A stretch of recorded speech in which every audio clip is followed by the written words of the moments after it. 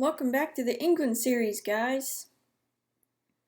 We left off in episode 33 with old Robin coming to take over Cornwall and try to capture Queen Henrietta in the process. And, well, Henrietta was afraid. She had never been well loved by the Protestants of England, but it's one thing to be disliked by someone and quite another to be their prisoner. Ill as she was, she slipped out of Exeter and ran away to Pendennis Castle on the coast. Shortly thereafter, a Dutch shipmaster coming through the area agreed to take her to France. But what of the little princess?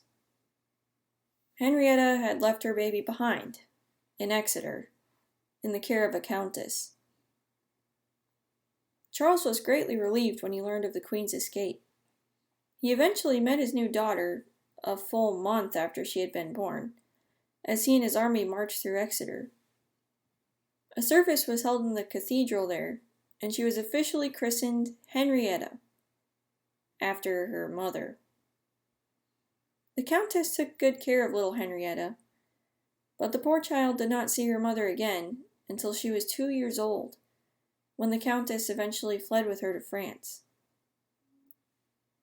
Though old Robin's plans of capturing the Queen had been foiled, his other schemes seemed to be progressing well. Plymouth was liberated, and he was plunging ever deeper into Cornwall, claiming the territory for Parliament. Yet, the general was uneasy. The people here didn't seem very glad of his coming, and only a handful of them had joined his army. He began to wonder if perhaps Lord Robartes had been mistaken. And then the truth came. The Roundhead general and his men were resting in the town of Bodmin when a messenger came with terrible news. King Charles was coming to cut them off. Old Robin's heart sank. He tried to rally more support, but the citizens still stood aloof. Some of them were even acting as spies against him, giving information to the king. Lord Robartes had been wrong, and that error was going to be very costly.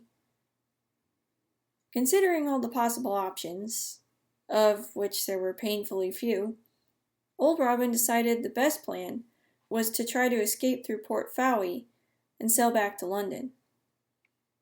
This may sound simple, but you must remember that the general had nearly 8,000 men with him.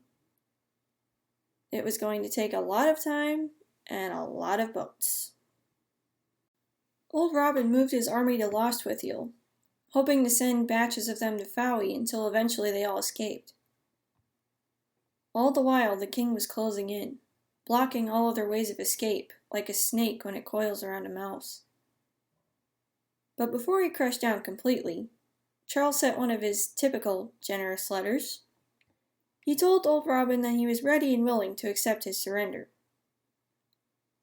The Roundhead general actually considered the idea for once. His situation was quite serious. But, nonetheless, he soon declined. He was going to take his chances. From there, things only went from bad to worse for old Robin and his men. The king moved next to cut them off from the port. And shortly thereafter, news came that a group of their friends coming as reinforcements had been repulsed. The Roundheads were now officially trapped. It wasn't long before the Royalists were within firing range. They stormed the Roundheads' positions on Beacon Hill and Restormel Castle, just outside Lostwithiel, forcing them to flee within the walls of the city itself. And still, old Robin would not surrender. In the early morning of August 31st, long before the sun rose, Roundhead commander William Balfour slipped out of Lostwithiel with a troop of cavalry. His orders? Try to make it east to Plymouth, and lose as few men as possible. Not a bright prospect, but they were desperate. Yet, for all the danger, somehow Balfour managed to pull it off. Under the cover of darkness, he and his troop wove their way through an unguarded gap and made it safely out.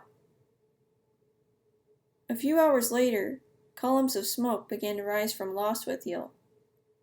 The Roundheads were sacking the city, Enraged, Charles ordered his men to storm it. But already, old Robin and the rest of his army were streaming out, trying one last time to make it to Fowey. The Royalists eventually figured out what was going on. Actually, I have no idea what's going on right now. What in the... A huge bomb was about to land on them? Sorry, I think someone was messing with my slides. Let me fix that. There. The Royalists eventually figured out what was going on, and they gave hot chase. For 3 miles they ran after the escaping Roundheads, gaining all the time. Suddenly, a division of the fleeing army turned about, like an angry beast when it is cornered. Brave Philip Skippon and his men. They planted themselves there in the gap, holding off the raging Royalists while their friends hurried on toward the coast.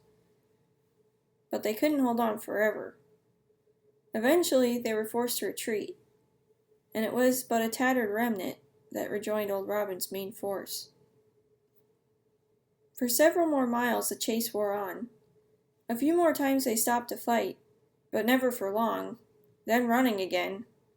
On and on. It was 6 o'clock in the evening when the Roundhead saw at last the hope of respite. The banks of Castle Dore in the distance looked like arms reaching out to save them from the raging enemy at their heels. They hurried to this primitive fort and collapsed within, too worn and weary to even think about Port Fowey anymore, just 3 miles beyond. And I'm sure you noticed by the picture that this place isn't exactly a castle like you might be thinking of. Castle Dore is actually a really old hill fort, made sometime well before the birth of Christ. But anyway, when the sun came up next morning, the Roundheads saw things for what they really were, and it became quite painfully obvious that they had only traded one trap for another. The banks of Castle Dore didn't seem so welcoming any longer. Now they seemed like the bars of a cage, for King Charles was waiting just outside. He and his great army were circling like a snake around them once again. And to make matters worse, their leader was gone. Yep, old Robin had left them. He had thought over matters the night before, and he knew the end had come.